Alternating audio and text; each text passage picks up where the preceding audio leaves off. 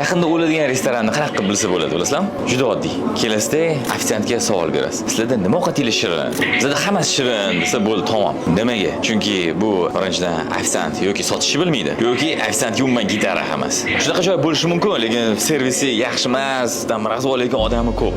Lekin bu degani o'ta narx arzon. Demak, bu biznes o'sha o'zini daromadini yetarli darajada olmayapti.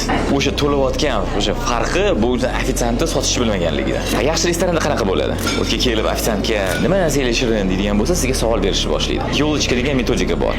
Ya'ni 3 ta savol beriladi. Sizga deydi, go'sht, tovuq, baliq qanaqasini yoqtirasiz deydi. Go'sht deydigan bo'lsangiz, bo'ldi, bu tarafga qarab yurmaydi. Qo'y go'shti, mol go'shti, qanaqasidan?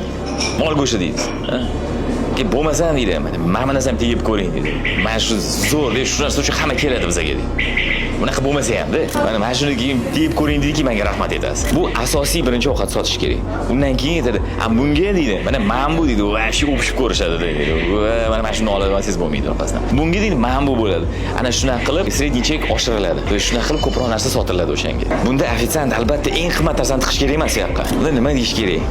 Mana buni olmang-da, mana buni oling deyish kerak. O'sha eng qimmat emas, bu o'rtacharoqdan olish kerak. Shunda biladiki, bu yo deydi, meni tarafimda ekan bu, meni yonimga olyapti dedi-da, keyin unga ko'proq daveriya bo'ladi. Shunaqa bo'ladiki, bilan keyin o'sha ofitsiant o'ziniki bo'lib qoladi. O'sha yerga yana qaytishga harakat qiladi. Nimaga? Chunki bu yerda deydi, bu deydi, meni interesimni bu yerga himoya qilishar ekan. Ko'p sirlarni ochib tashyapman.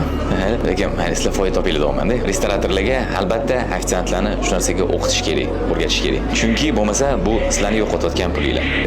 Ko'rishguncha.